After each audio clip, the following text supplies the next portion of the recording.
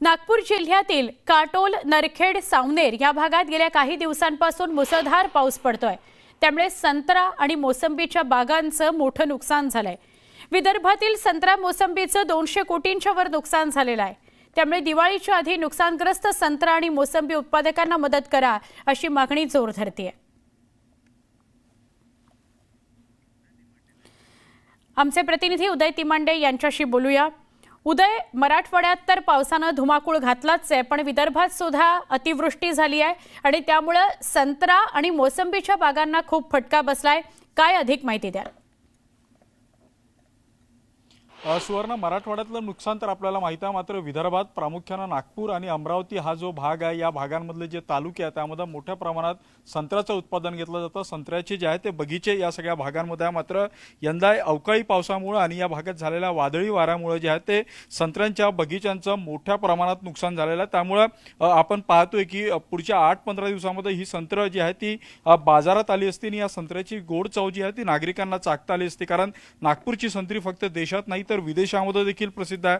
नागपूर शहराला संत्रा नगरी म्हणून ओळखलं जातं, मात्र यंदा ती संत्र्याची गोड चव देश विदेशातल्या आणि नागपूरकरांना चाखता येईल का असा प्रश्न निर्माण झालेला, कारण आता आपण सध्या नागपूर जिल्ह्यातल्या या नांदा गावामध्ये आणि आपण इथं या संत्र्याच्या बगीच्यामध्ये पाहू शकतो। साधारण 250 झाडं जी आहेत या संत्र्याच्या बगीच्यामध्ये आहे, मात्र या 250 झाडांपैकी 25 झाडं जी आहेत ती वादळी वाऱ्या आणि पावसामुळे जी आहे ती उन्मळून पडलेली आणि इतर झाडं देखील हाललेली आहे। संत्र्याच्या बाबतीत, संत्र्याच्या झाडाच्या बाबतीत मी तुम्हाला एक वैशिष्ट्य दाखवतो। या एका संत्र्याच्या झाडावर जे आहेत ते 2 बहार असतात। त्यातला हा जो मोठ्या साईजचा संत्रा दिसतोय हा आंबिया बहार, म्हणजे साधारण दिवाळीमध्ये हा बाजारात येतो, आणि दुसरा हा जो छोटा संत्रा दिसतोय हा मृग नक्षत्राचा आहे, म्हणजे 6 महिन्यानंतर हा संत्रा बाजारात येतो। मात्र आता झाडं उन्मळून पडलेली आहे, झाडं हललेली आणि त्यामुळे आता आंबिया मोहर तर शेतकऱ्यांच्या हातून गेला, आता मृग मोहर देखील शेतकऱ्यांच्या हातातून जाईल अशी स्थिती निर्माण झालेली आहे। एकट्या विदर्भाचा विचार केला तर जवळपास संत्रा उत्पादक शेतकऱ्यांच्या 200 कोटी रुपयांचं यामुळे जे आहे ते नुकसान झालेलं आहे। काही शेतकरी आपल्यासोबत आहेत,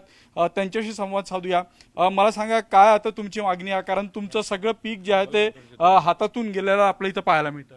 साहेब, परवाच्या दिवशीला असं काही वादळ आलं, पाऊस तर अति आला, पण वादळामुळे झाडं पडली, संत्र्याचं नुकसान झालं, पराठीचं नुकसान झालं, तुरीचं नुकसान झालं, तरी शासनानं कोणताही निकष न लावता प्रत्येक शेतकऱ्याला मदत करावी, शासनानं मदत करावी। मला सांगा, काय तुम्ही यावेळी शेतात लावलं होतं संत्र्याचं, काय उत्पादन आहे, काय चिंता तुम्हाला तर सतावते? आम्हाला हेच आहे की अतिवृष्टी झाल्यामुळे आमचं जे नुकसान झालंय अतोनात, जसं संत्र्याचं झालंय मृगबहार, अजून अंबिया बहार, त्याला हे योग्य तो भाव द्यावा किंवा नुकसान भरपाई चांगली द्यावी। जे कपासीचं नुकसान झालंय, पिकं लोटल्या गेली आहे, त्यांना सरसकट शासनाने मोबदला द्यावा, हीच आमची अपेक्षा शासनाकडून आहे। ही अपेक्षा आहे मोबदला द्यावा, मात्र आता तुमचा आंबिया बहार गेलेला मृग बहार देखील हातातून जाईल अशी स्थिती आहे। त्यामुळे या सगळ्या गोष्टींची सरकार योग्य दखल घेत आहे, सरकार शेतकऱ्यांच्या पाठीशी उभं असं वाटतं तुम्हाला?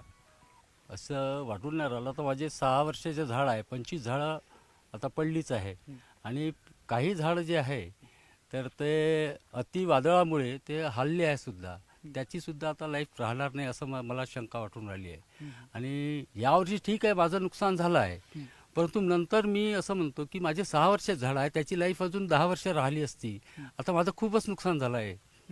हा आत्ताचा मृग बहार आणि अंबिया बहार माझा काही गड झाली आहे, हे ठीक आहे, आताचं नुकसान आहे, परंतु माझं आता सध्या माझे झाडं पडल्यामुळे।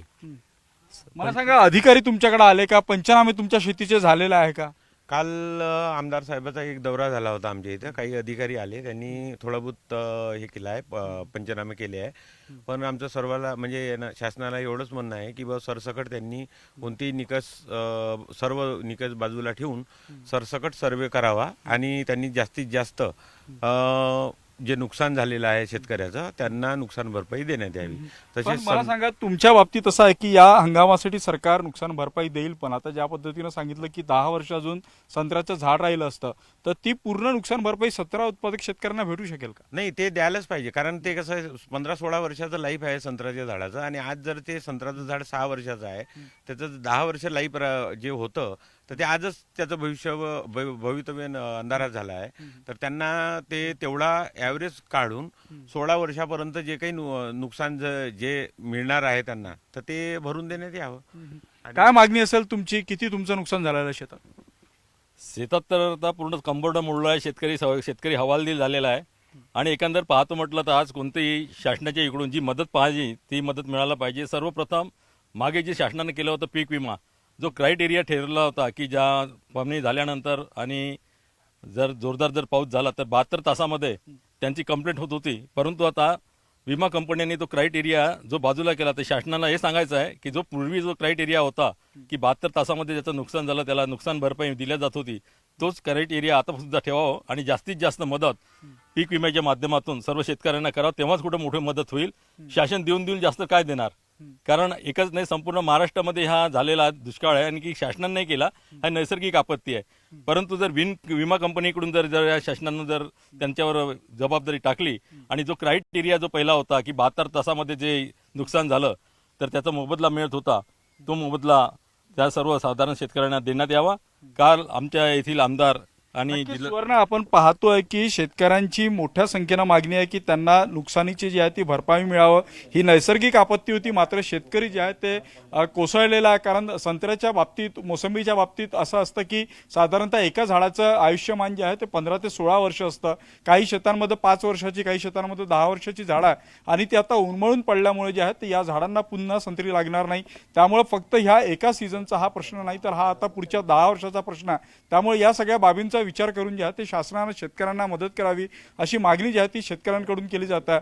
पुढचे काही दिवस जर अशाच पद्धतीने अतिवृष्टी राहिली तर शेतकऱ्यांची यापेक्षा प्रचंड वाईट होईल. त्यामुळे सरकारने जे आहे ते प्रशासकीय स्तरावर हालचाली कराव्या, पंचनामे करावे आणि मदतीची घोषणा करावी अशीच अपेक्षा जी आहे ती संत्रा उत्पादक शेतकरी करतात. सुवर्णा, नक्की धन्यवाद. आपण उदय सगळ्या शेतकऱ्यांशी संवाद साधला, त्यांच्या भावना जाणून घेतल्यात त्याबद्दल. अतिवृष्टीमुळे नागपूर जिल्ह्यात मोठंच नुकसान झालंय. 20,000 हेक्टरवरील पिकाचं नुकसान झालंय. प्राथमिक अंदाज असा तरी वर्तवला जातोय की 20,000 हेक्टर क्षेत्र आहे. गेल्या काही दिवसांपासून पावसाची संततधार सुरू आहे. येलो मोझॅकमुळे सुद्धा सोयाबीनचं नुकसान झालंय. दुसरीकडे पावसानं संत्रा पिकाचं मोठंच नुकसान केलंय. नागपूर जिल्ह्यात पावसानं सरासरी ओलांडलेली आहे. आतापर्यंत 1004.8 मिलीमीटर पावसाची नोंद झालेली आहे.